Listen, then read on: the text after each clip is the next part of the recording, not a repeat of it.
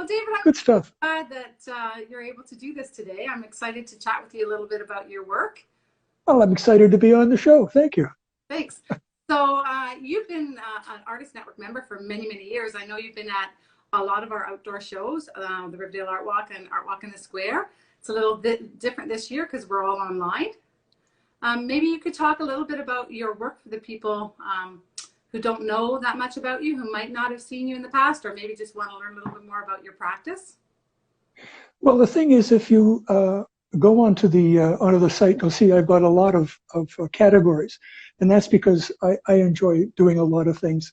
It all started with photography.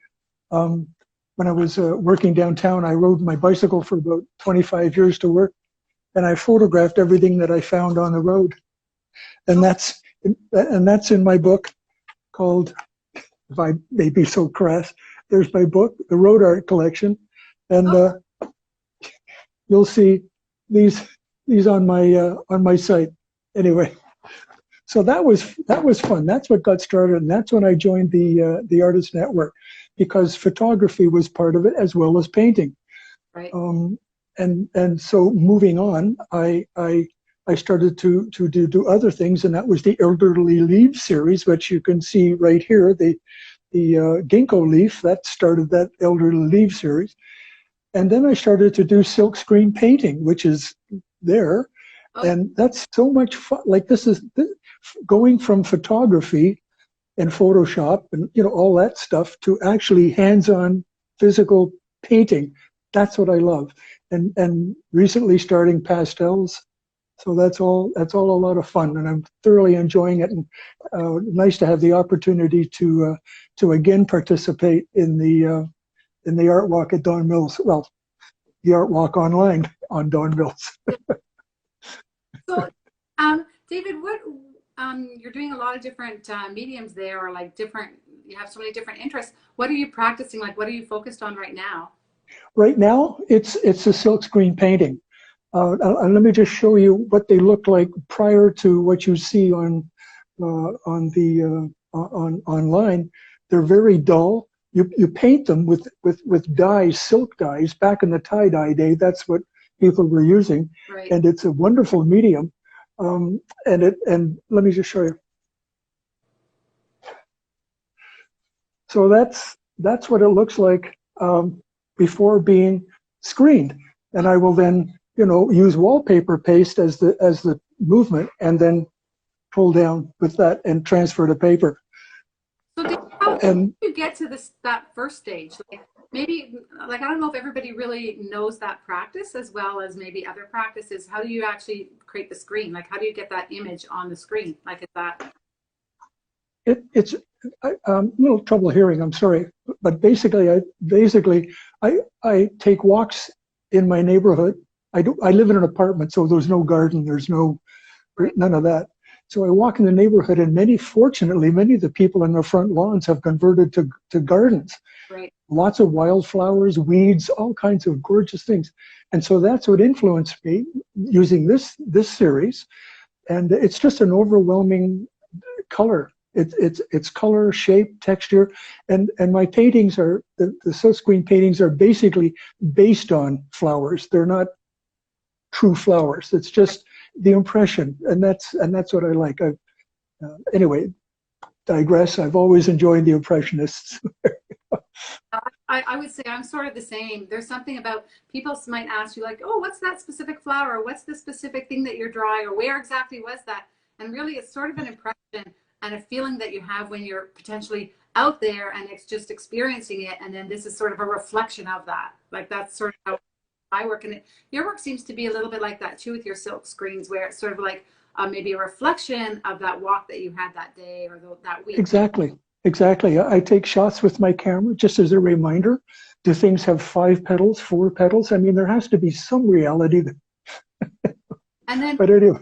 And then, David, are you like you would use that same thing? Like, or do you have favorite colors or palettes that you're working with right now, or? Yes, to my detriment sometimes. Oh. Things can be too much the same. So but that said, thank you. That's an interesting insight that happens to many artists, I think. So I'm branching out, getting into other things that I wouldn't normally do. Of course, mixing these dyes is not. It's not. I'm sorry. It's not easy. Anyway, something like watercolor, there's no going back, and there's only print. There's when it says silkscreen, it's not like the old silkscreen with a where you can multiple do it. It's one time, and that's fine, and that's part of the excitement. I love it. Right. Great.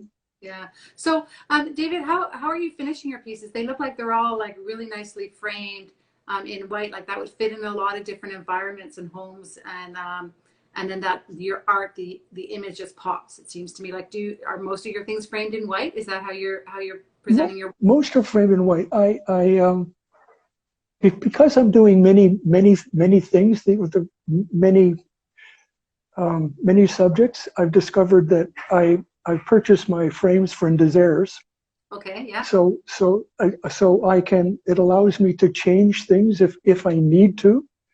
I've got my framing mats down to a certain size, which reflect to the various sizes of the frames. Right. Okay. So it all there's a consistency in image and sizing, which works for me because I for now that's working for now. That said, I'll probably get into pastels and oils and something where it's all over the map. Who cares? Pastels, do you have pastels on the store as well? In the store at our Yes. Yeah. Yes. Yeah. Have Yeah. it there you can show us, or no? No, I'm sorry, I don't. Check it out online. That's for sure. It's just a tree, and yes, yeah, right, exactly. Or they're beautiful. Yeah, and Well, thank you. Challenging medium as well. Yeah. It is, and yeah, I saw Jessica Masters, who's a pastelist, at the Cabbagetown show a number of years ago, and meant, my God, this is outrageous. Pastel, and so attending a few of her workshops and that sort of thing. So it was great. Started from there.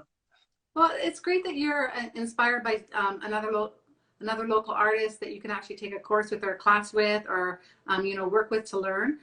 Is there anybody else that you get a lot of inspiration from, other artists, or something else that's maybe influenced your practice? Yes. Sorry, Hart. Her first name just skips my mind. Cherie Hart. Her lovely portraits. I mean, they're just gorgeous. I love them. They're just so out there. That kind of thing. It's, right. You just love it. Yeah, I mean, it's just wonderful to surround yourself with art. I think that's one of the benefits of doing these interviews as well, so other people can see what different artists are working on, and they can actually connect with the artist, because that's one thing the online is a little bit challenging for us, right? Being able to connect with different patrons or getting feedback from our art. So it's always nice to get chats. And the Eventany site has an opportunity for people to reach out to artists and ask them questions and follow them and chat with them a little bit about their work. So I encourage our viewers and people to do that as well. David, is there anything else you can share with us about your work, or? Not really. I think you've asked everything, and of course there will be, after we hang up, of course I'll think of things I should have said. But thank you very much for the opportunity. Very much appreciate it. That's great, David. Take care. I'm looking forward to checking out your store further, because I see your work there, but I didn't actually notice that you had pastels up there, so I'm going to take a look at that. All right. Okay, well, thanks so much, David. It was really Thanks very much.